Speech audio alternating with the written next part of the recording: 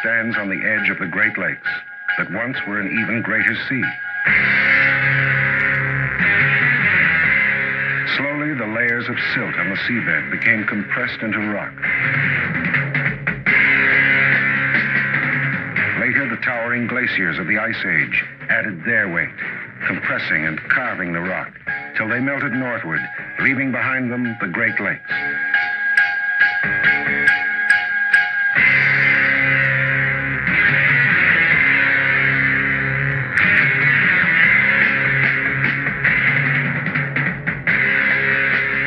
Since the glacier's retreat, some 10,000 years ago, the rock has been slowly rebounding from their weight, for rock is elastic.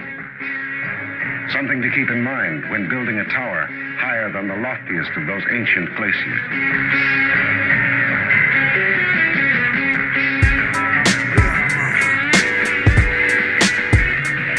Toronto.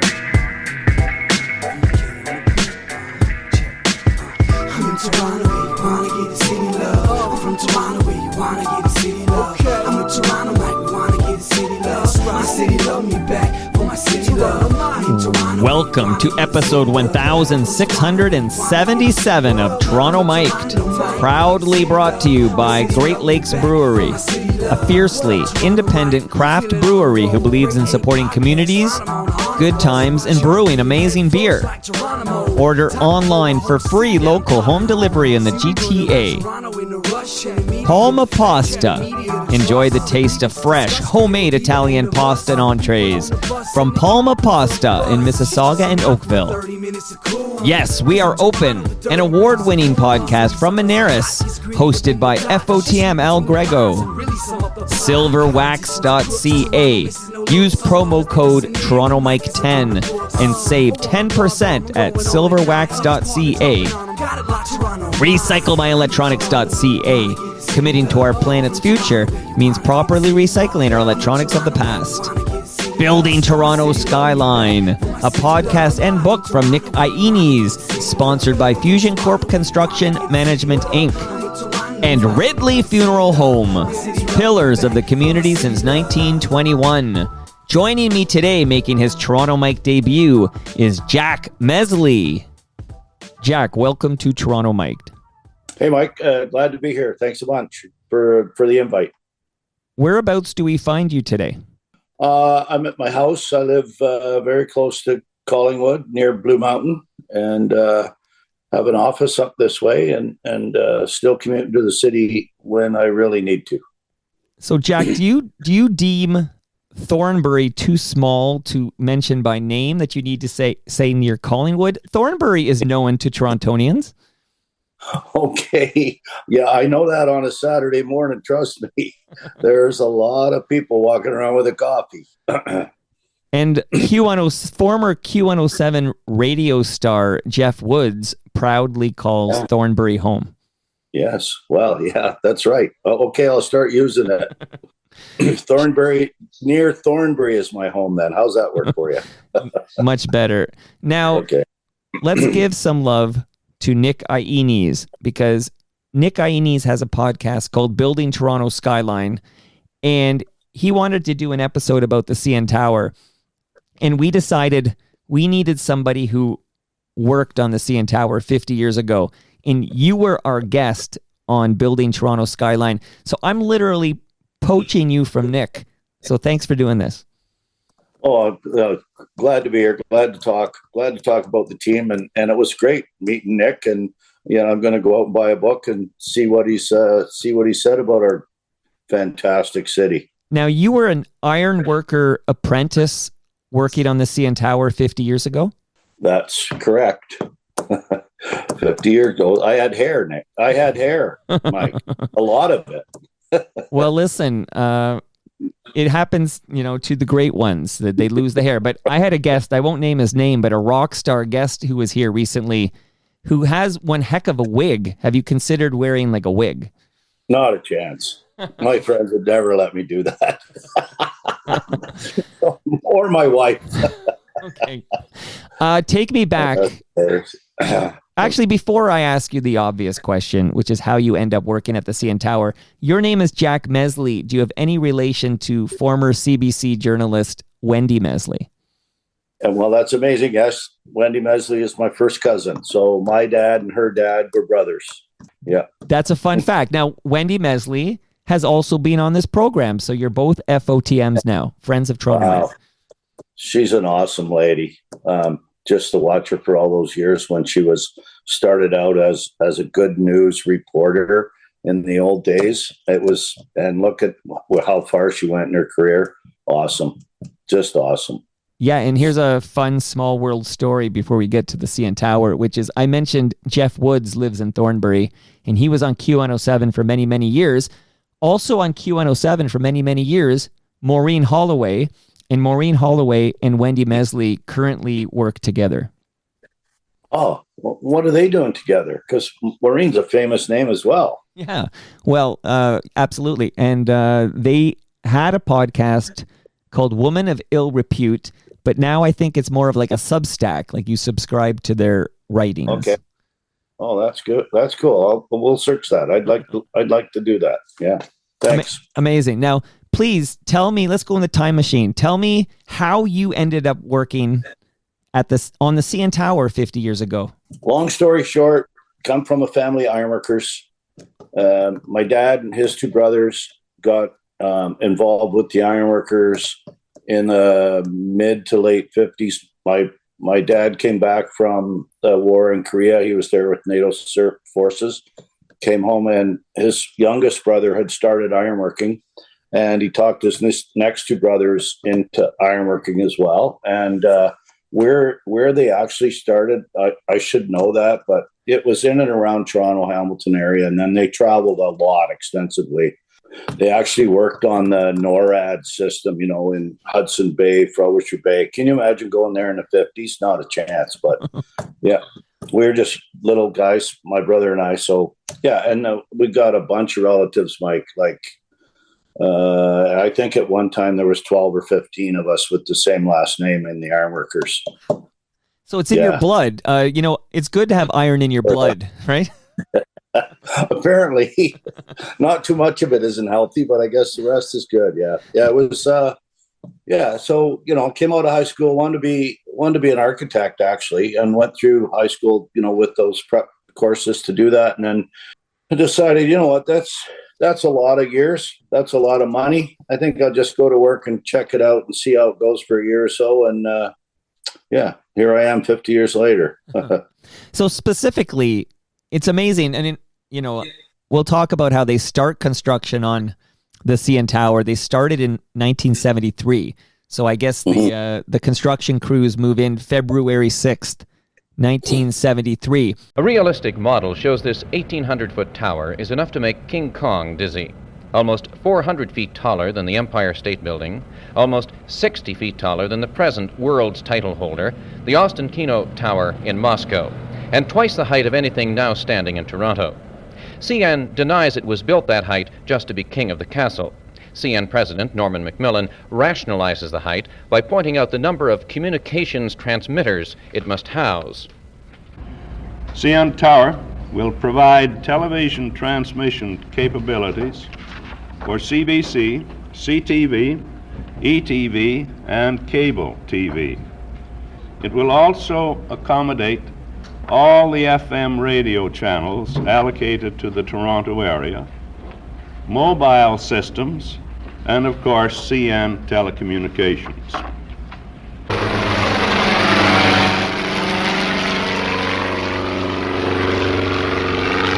To illustrate the height, a helicopter at the site, near Toronto's waterfront, flew the Minister of Energy, Mines and Resources, Donald MacDonald, to the point in the sky the tower will scrape. We are right now at 1,805 feet.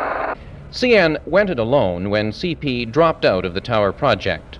But the two companies continue their partnership in developing the surrounding 200 acres into Metro Centre, a mammoth development of offices, apartments, and recreation facilities that will take a generation to build and eventually double Toronto's downtown area.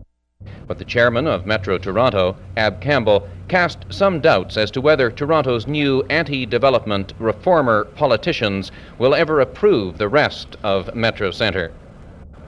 Work on the communications tower is expected to start in a few days. CN will employ 1,000 people and spend $21 million to get its place in the sky. Bill Harrington, CBC News, Toronto. When do you join the crews, and when do you begin working on the CN Tower? So I started my apprenticeship at the Bank of Montreal, which was then, it was in the basement. So we were doing, when I started, we were just coming to street level. That was my first time there was late December 73, early 74. And I spent most of that summer all the way through till the next Christmas, a year. And we got to about the 50th floor, and all the time we're on that building, we're watching the CN Tower. So, I'm a kid. I'm thinking, I need to go over there. That's higher than this building, right? Yeah. And found out the name of the fellow that was a foreman running what they call the Raisin Gang, the guys that were putting the steel together. And found him at Christmas and called him, and he said, "Well, kid, come on over and we'll give you a shot." And that was, I think it was January or January of 70. What would that be? 74. And they were already, the restaurant level was done, Mike. So I went there I was there when they were putting the SkyPod together. So to give some context here, so I'm still not born yet, Jack. So we're in February 1974. I'm in development. Okay, I'm under construction. Yeah. Okay, but in February 1974, the CN Tower is already the tallest structure in Canada. So it sounds like you're working on another impressive building, and you're watching this tallest structure in Canada being built, and you're like, I want to work on that. Yeah, well, for sure. And, we didn't realize then what kind of an icon it was going to be, now. And we know it's an icon. But I just thought, I need to go over there and check that out. And I was working with a fantastic crew. And I was encouraged by the journeyman that I was working with to just go give it a try. If you can, get over there and do it. So, I was very fortunate to get to the top of the house. I called the right guy, apparently. Well, now I need to know, you mentioned you didn't know exactly how iconic it was going to be, but you knew this was going to be the tallest freestanding structure in the world. Right. So how much more impressive do you need it to be, Jack? Well, it's hard to leave friends and family, and those guys, I grew that, they were the first crew that I started my apprenticeship with. So, they were part of my life for a long, long time, and, I can still name their names. So, right. It was hard to leave there, and I was very fortunate to get accepted, because I'm sure there were a lot of other guys looking to go there. And, being in the family name sort of helped too, right? I'll bet all those Mesleys working around. Did you call, I think I wrote it down what you called it. Did you call it the Raisin Gang? Raising. Okay, yeah, with a not G. raisin. But we did do that, the Raisin Gang thing. Raisin Gang. So it's actually the crew that puts the steel up. So in our industry, there's, the guys that you see actually taking the steel from the crane, putting it in place, putting the wrenches in, putting the bolts in, cut the piece loose and go get another piece.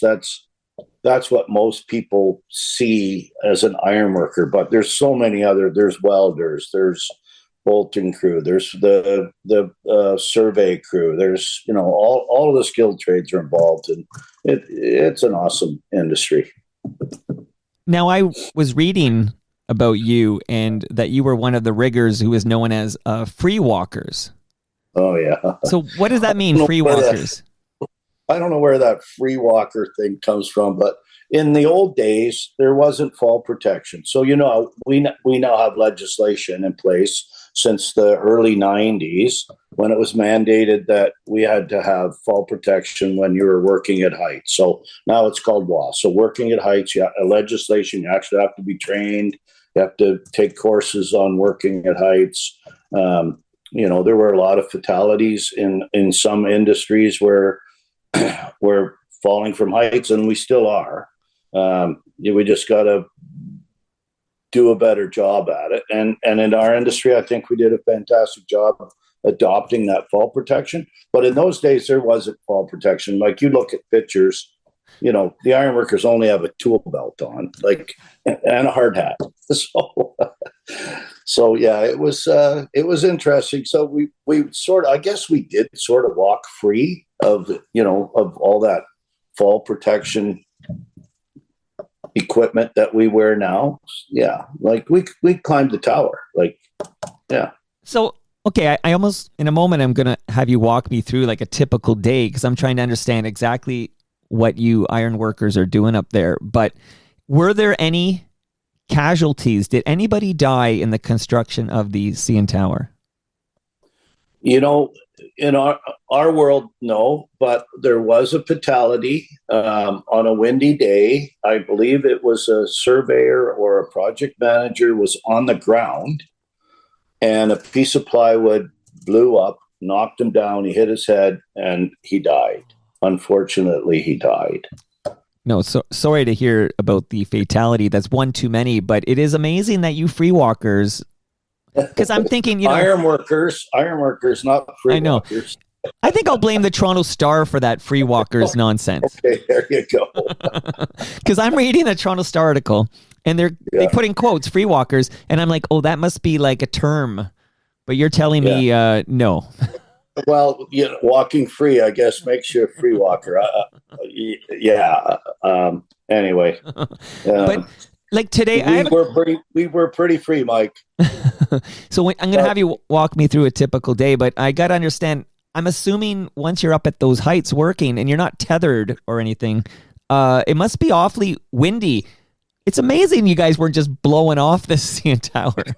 It was, windy is well, we had a lot of days shut down because of wind, but there were other projects to do.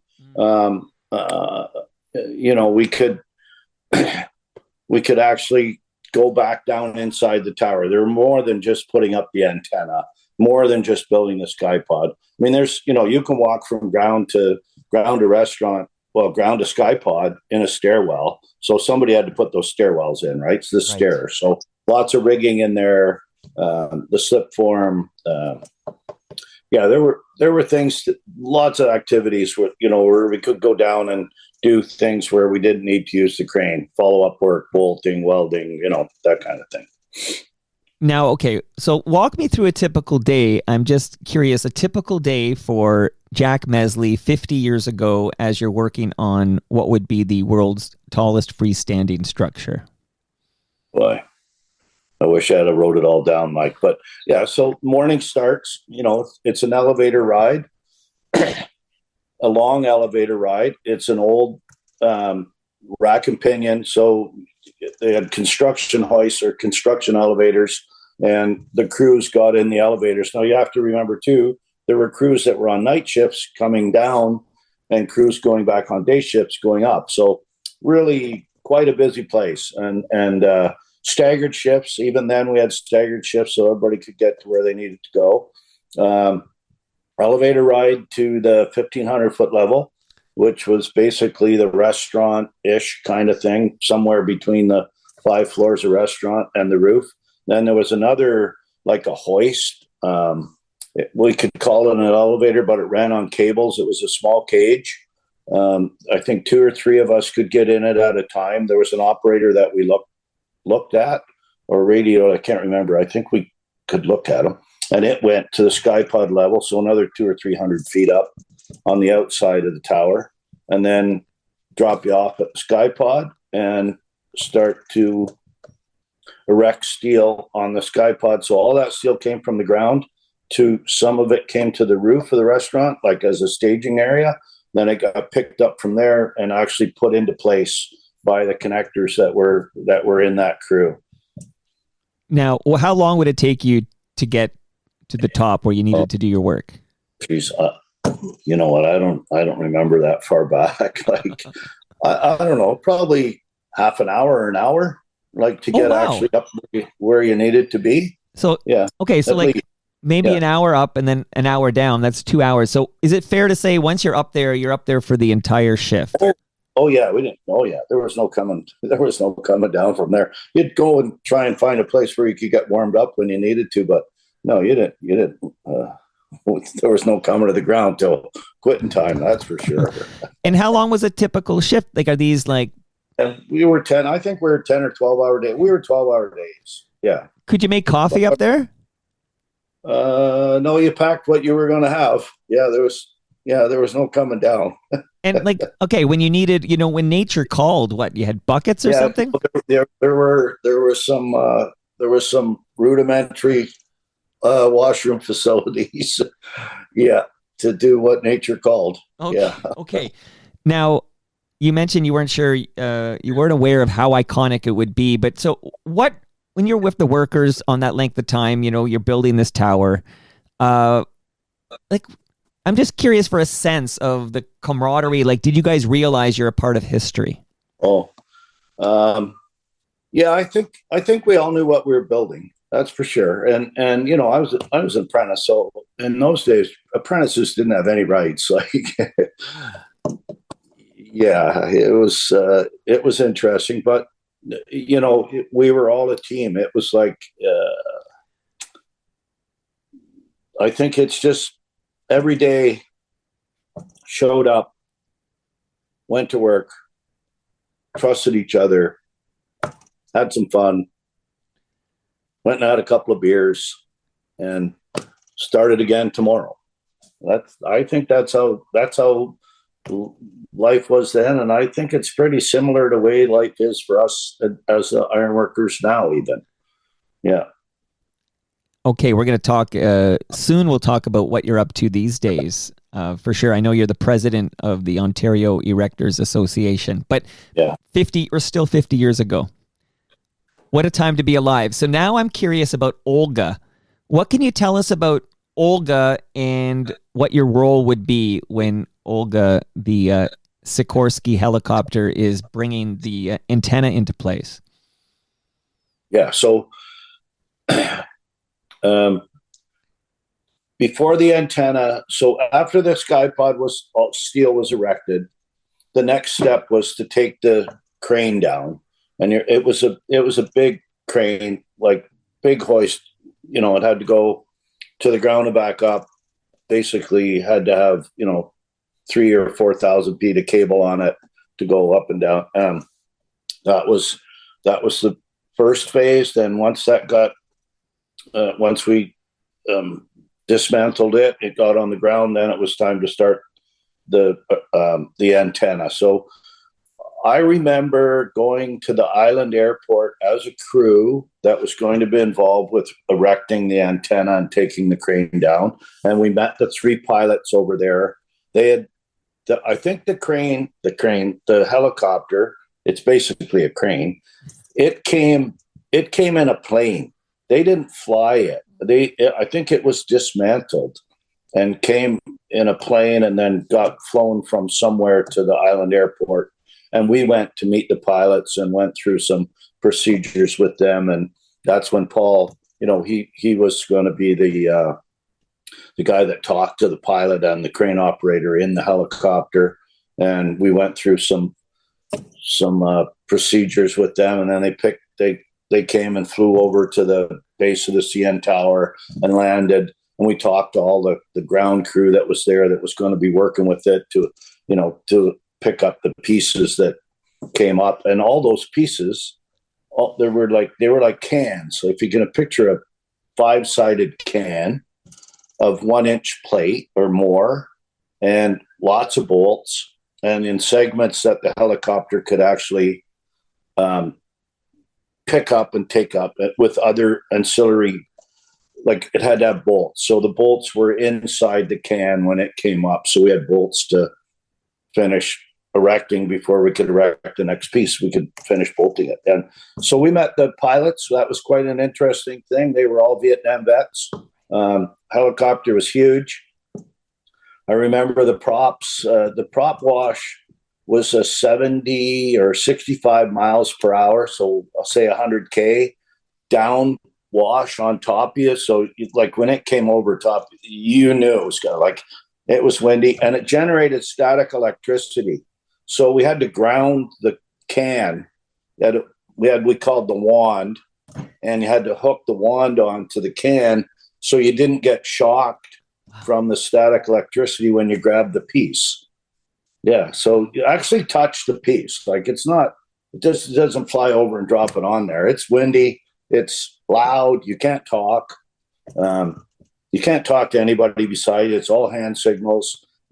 We were hand signaling Paul. He's talking to the helicopter pilot. So go back to the helicopter. So capacity is around 20,000 pounds, so 10 ton. It has a hoist in the back of it because it looks like a giant dragonfly, right? And it has a hoist under the belly. And there's a pilot sitting in a bubble behind. He's the crane operator. And then there's two pilots in the helicopter, a co-pilot and a pilot, and all three of them can talk to Paul. We can't talk to Paul, which is strange to me that we didn't all have, like, but in those days, what technology? Are you kidding? So when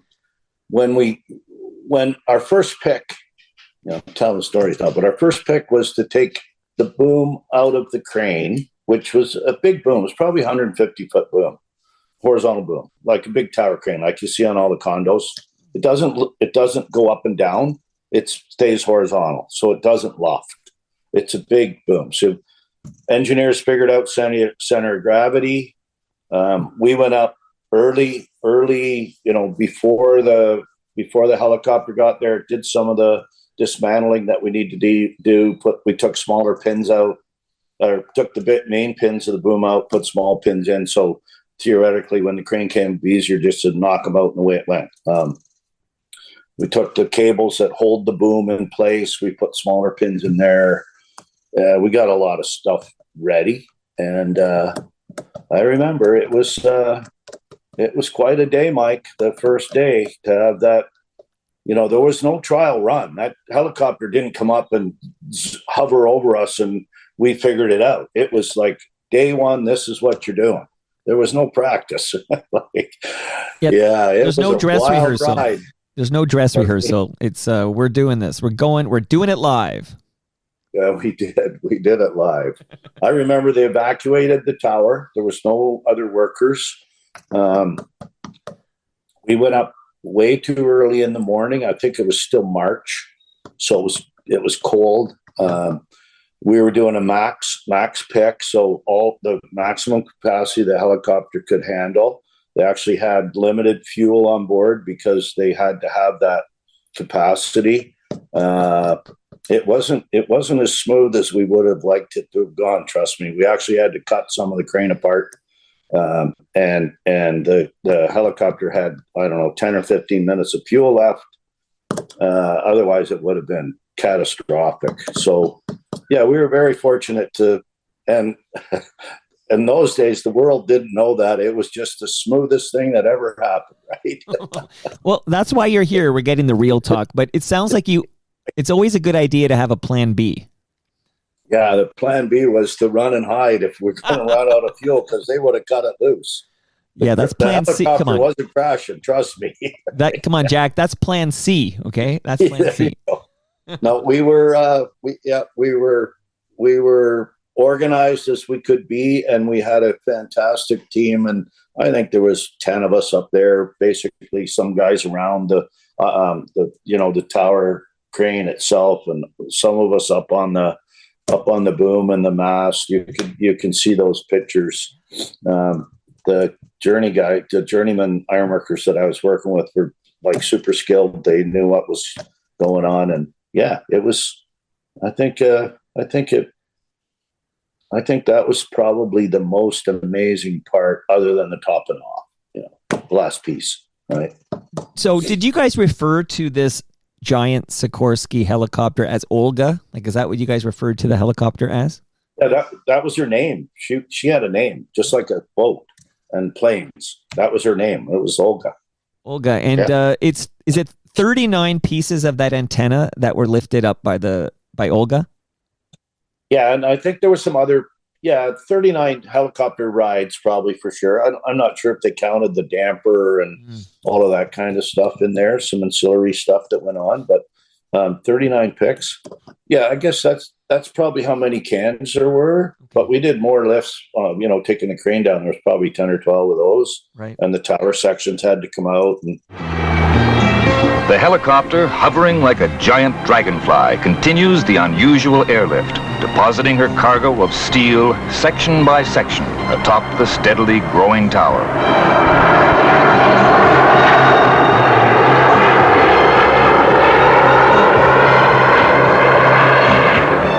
In all, Olga will make a total of 56 lifts.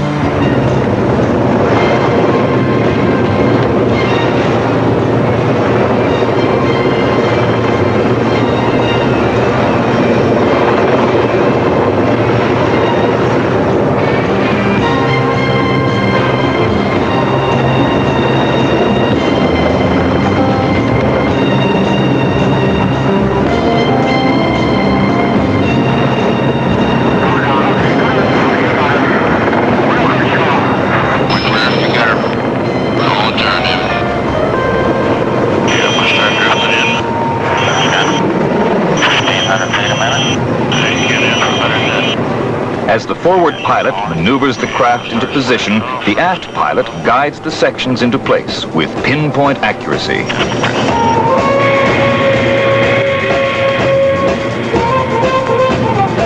The men must work quickly.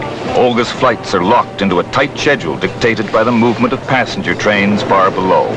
Working to this schedule, she's managed as many as 3 lifts in less than 15 minutes. In less than 30 days, helicopter and tower crews would accomplish what would have taken 6 months.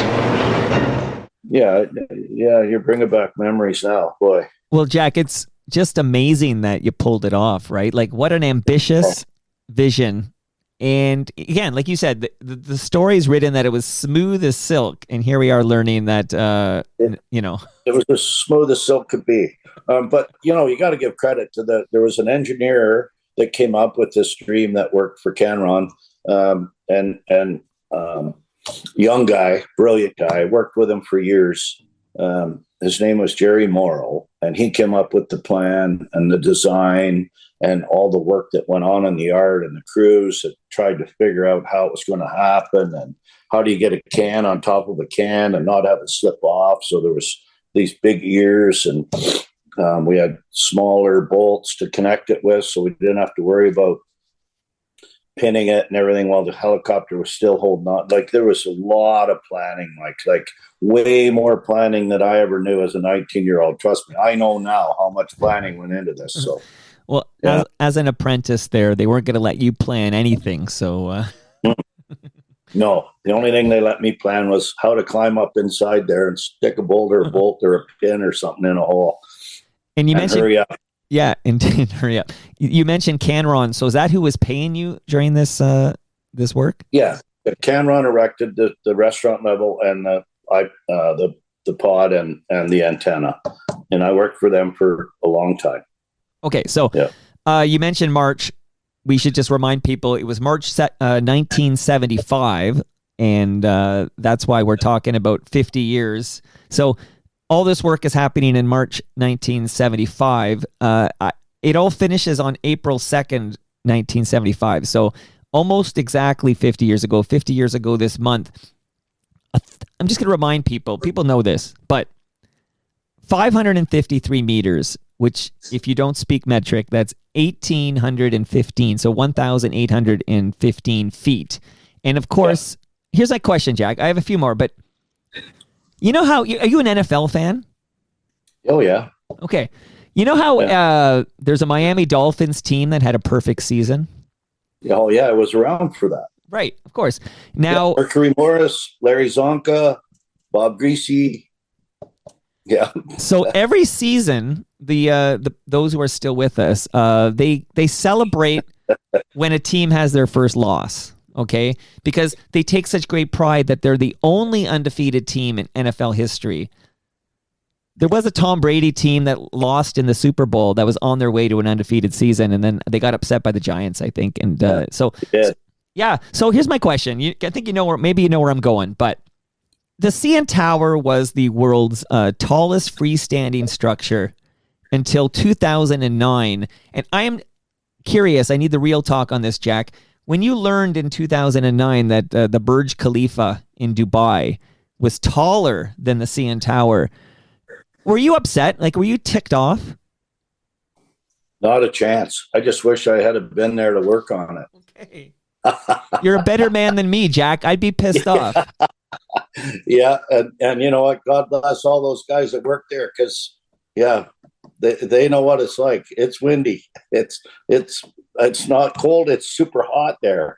You know, so you got to give them credit for everything that went on there. Like, what a fantastic project, and the technology that they have now for elevators and staging equipment, and because you don't have enough cable to go to the ground on your crane. So they had to stage everything. The planning's fantastic. I gotta say, congratulations to all of them. 2009, I was a lot smarter than 1973. Trust me. Okay, so now it's interesting because I off the top I referenced Nick Ianni's podcast, which is called Building Toronto Skyline. We talked to, I think it's Pinnacle. We talked to the people building the skyscraper at 1 Yonge Street. Oh yeah, and the penthouse is going to be the same height as the observation deck of the CN Tower. Yeah, which is amazing. It's a very cool project. Like, it's too bad it got delayed the way it did. But I have a good friend that owns the company that's erecting the curtain wall, and they're just going at it hard right now. So it's a very cool project. I've talked to him about going to visit and having a walkthrough with him. So we'll see. Yeah, great job. Very cool. So just before we leave the CN Tower in 50 years ago, I'm just wondering. I hear about how it sways up there of the wind, and just was there anything like, I mean, I'm sure there were several things, but anything you can share that was unique about this particular structure? It was so so tall, but obviously, but it's so unique. I'm just wondering what had to be considered that maybe the average person wouldn't be aware of. Well, it's made to move. There's actually 2 big rings. Inside what you look at the antenna now, it's covered in we called it plastic, but it's covered in an epoxy. So there's air that runs between the steel portion of the antenna and what you see on the outside, because it's shielded for frost, snow, ice, all that stuff. So it's heated in there.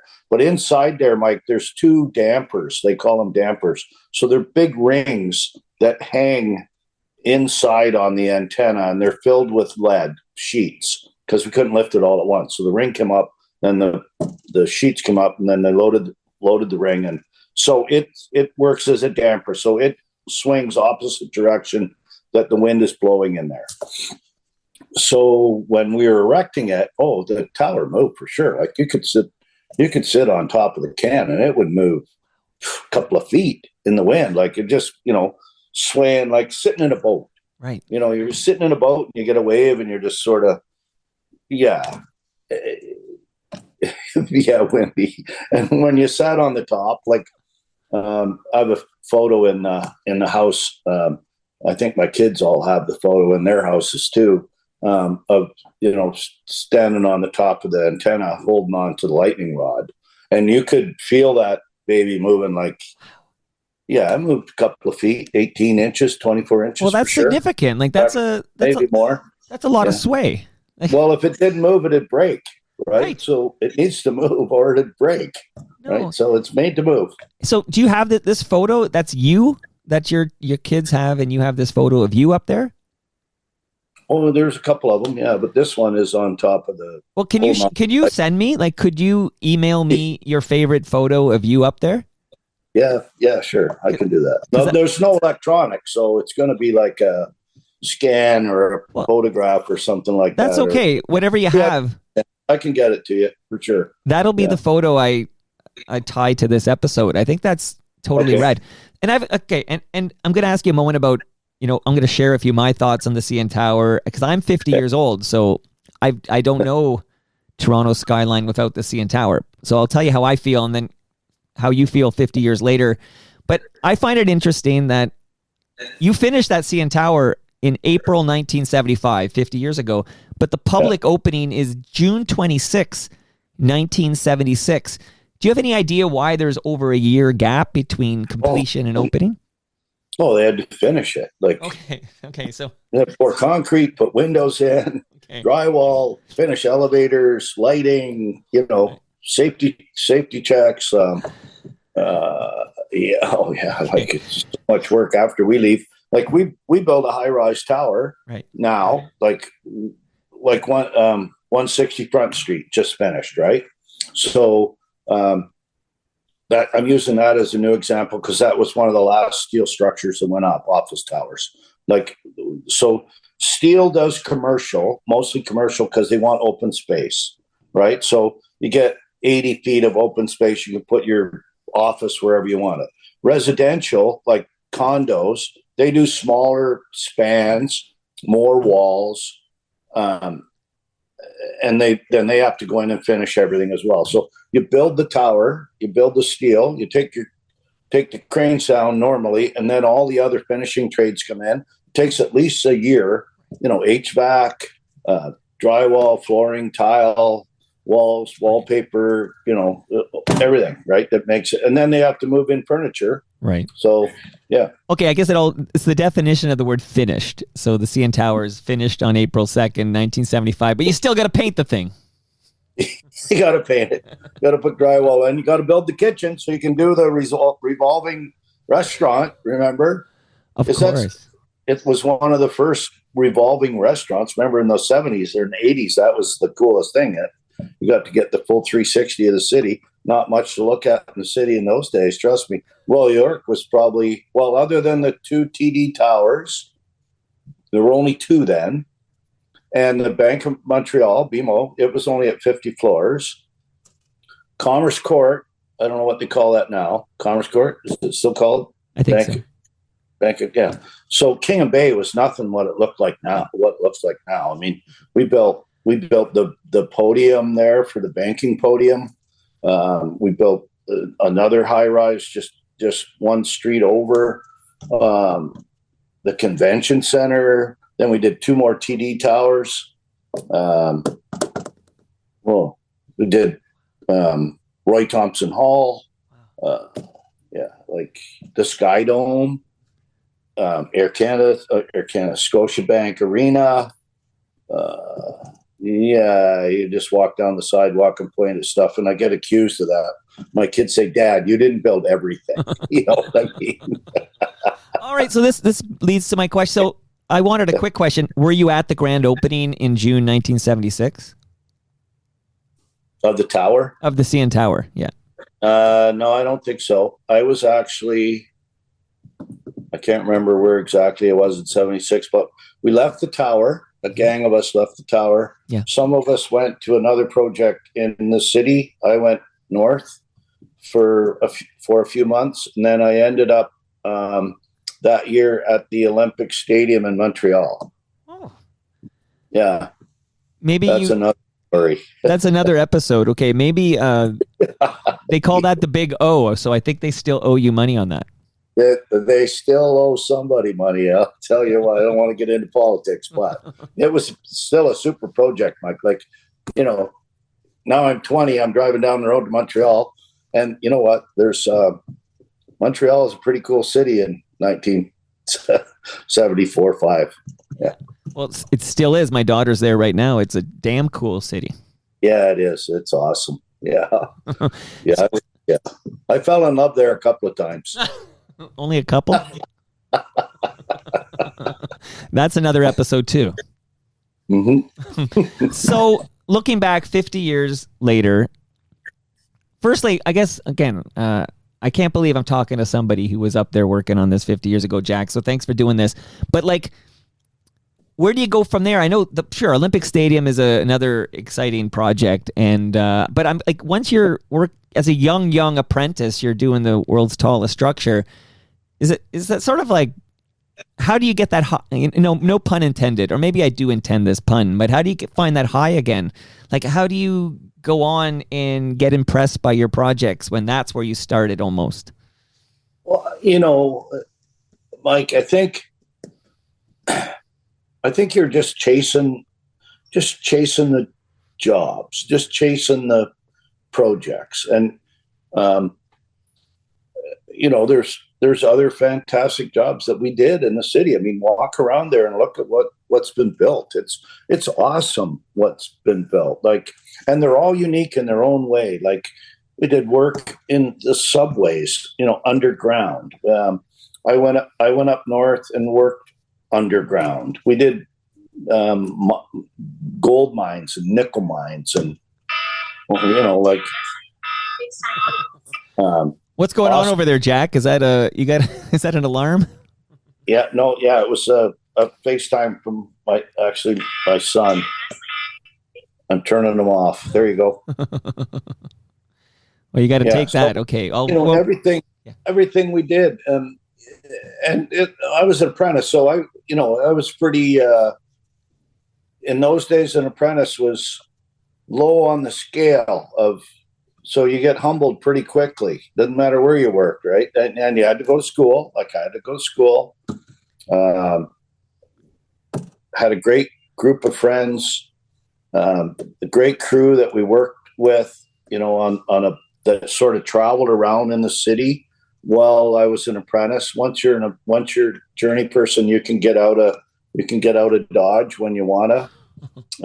Leave town, go and work wherever you need to go and work, and I did that. And then I met my wife, and she sort of makes you grounded, right? Wives they can humble you in 5 seconds, right? So 45 years later, I'm still being humbled. So Jack, amazing. How many kids you got? I got 2. I have my daughter turned 42 yesterday, and she's headed to the city with her man for her birthday. And I have a 40-year-old son, nice. And I have 2 grandkids. And we're lucky that they're all close where we live here. Our daughter lives in Collingwood. Our son lives near Thornbury, and yeah, amazing. So, yeah. So when you're downtown, or you don't even have to be downtown. So maybe I'll start with this: that I don't know our skyline without the CN Tower. Like, it's always been this beacon. Like, and I bike this city like crazy, and you can see it from everywhere. You can see it from so far away. Like, it's just the CN Tower is visible. Mike, we could see Niagara Falls. You could see the mist from Niagara Falls across the lake on a clear morning. You could go up on the tower, and we could look across on top of the clouds. And there was mornings where there were only 2 cranes sticking out of the clouds, and that was the 2 cranes that were on the Bank of Montreal. There's pictures of that. I got to meet Boris Spremo, the famous photographer for the Toronto Star. Like, he gave cameras to people to take pictures. Like, he is awesome. If you search some of the pictures that he took in the Star, and then we had an old guy. I wish I could remember his name. He came up with his camera. He would take pictures and sell them for 25 cents. So if you were working, he'd take a picture and you had to give him a quarter, right? And he'd come back the next day with an envelope full of pictures. So you give him like $5, you get 20 pictures. I wish we had all those pictures. Trust me. He was a great old guy. So when you see the CN Tower, are you able to show any restraint, or do you have to tell your grandkids, your kids, and just say, I built that? No, they all know. The kids told them, hey, Grandpa, that's a nice tower. And we're going to a hockey game or a football or a baseball game, right? Going to a baseball game. Yeah. Grandpa, they have $1 hot dogs today, right? It's Tuesday. Can we go get some? They've been up there. They get it. Maybe one day when they're older, doesn't matter, Mike. Like it, we know the guys, and there weren't many women in there, but I'm sure there were a few involved. The guys know who did that work, and we probably need to have a reunion while I'm sitting here talking to you, and we can do that because we're a unionized contractor. So the unionized contractor pays, and the guys get their pensions and benefits from the pension benefit office, so they know who's alive and who's dead, right? So if we could find them, and that would be super cool. Well, Jack, we do that. That's a great idea because the we mentioned the grand opening was June 1976, which means next June is the 50th anniversary of the grand opening to the public. That would be a great time to have this reunion. It would be.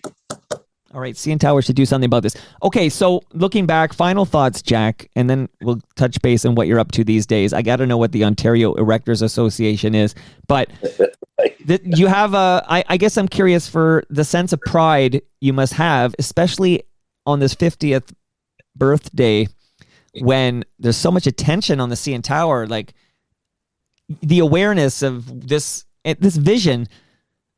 What pride do you have?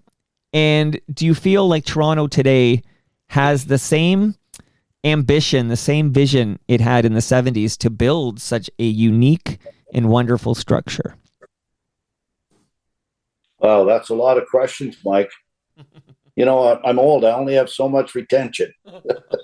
All right. So first, start with any sense of pride. I think when you look back, it's not the height of the building, and it is, I guess, but like people build stuff, and we're so fortunate we get to build cool stuff. We do. Our industry gets to build cool stuff, whether it's the 7 million square feet of a battery plant or the longest suspension bridge in North America, down at the Gordie Howe. I think, but it's the people. It's the people. That's what it is. People build cool stuff. And owners of construction companies take big risks and spend their money and build cool stuff. We build cool stuff. And, the crew on the CN Tower, and hopefully even today, the crew shows up every day, Mike, every day, just like you do. You get up in the morning, you put your mic on, your headphones on, you say, okay, who am I going to talk to today? But the crew shows up every day. Trust is so big. You have to know what your partner's doing, because everybody's joined up. You have to know what your crew's doing. You have to know what the plan is. And you just get the work done. I think that's the whole story right there, buddy. The whole story. In 2025, does Toronto have it in itself to build something as ambitious and visionary as the CN Tower? Yeah, I think so. Like, look what we're doing at the Portlands at the bottom of the river there. And look at those cool bridges, the super cool painted bridges. And if you're a bike rider, you're riding there all the time. Yeah. And, as much as, Ford's a little bit sketchy on what's going on at Ontario Place, could be cool. Could be a cool place to go. Think we need to get rid of the airport. This is my political thing. We need to get rid of the airport and build a park. And we need a steel bridge. I've been a steel bridge to the island. Jack, that's what I've been touting. I want to be able to bike to the island. Okay, I have a motorcycle, so I could ride over there. I have a kayak. That's how I got to get there. There you go. We have. Hey, you got to know. I have 2 kayaks hanging in the garage. Like, we live in Thornbury, right? Beaver River. We fish, we hunt, that kind of stuff. And you're also the president of the Ontario Erectors Association. What the heck is that, Jack? Okay, so we're an employer bargaining agency. That's what we do. So I represent, there's probably 300 specialty steel contractors in Ontario. So all those steel buildings, all those warehouses, everything you see that's steel, that's one of our contractor association, member of our contractor association.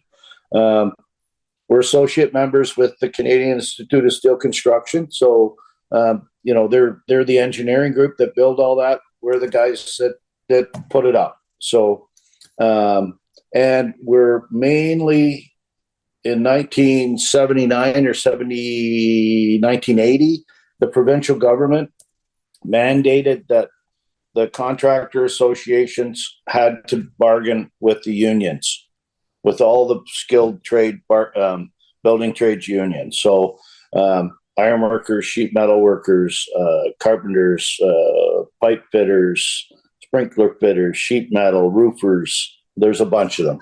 And right now, May 2025, we're in negotiations with our friends in the union. And I sit at the table. I represent our contractors. I sit on the contractor side, and we negotiate with our friends in the union for the ironworkers and the operating engineers, so crane operators. We're bargaining it with them right now. Hopefully, we don't have a strike. Well, here's hoping. But you've been at it over 50 years. Any plans to retire so you can do more kayaking and hiking and fishing? Rosie says I can retire, but she's not sure where I'm going to live. So, yeah, I don't know. We'll see how it goes. I'm still a happy guy. I still like doing what I'm doing. I love the industry. Yeah, it's good. Well, I hope you get that reunion going for next June. And thank you so much for this. I loved revisiting what we did 50 years ago. And I got to say, you build a hell of a tower, man. I love seeing it on my rides. It's a beacon of the city, and it's important to all us Torontonians. So good job there, buddy.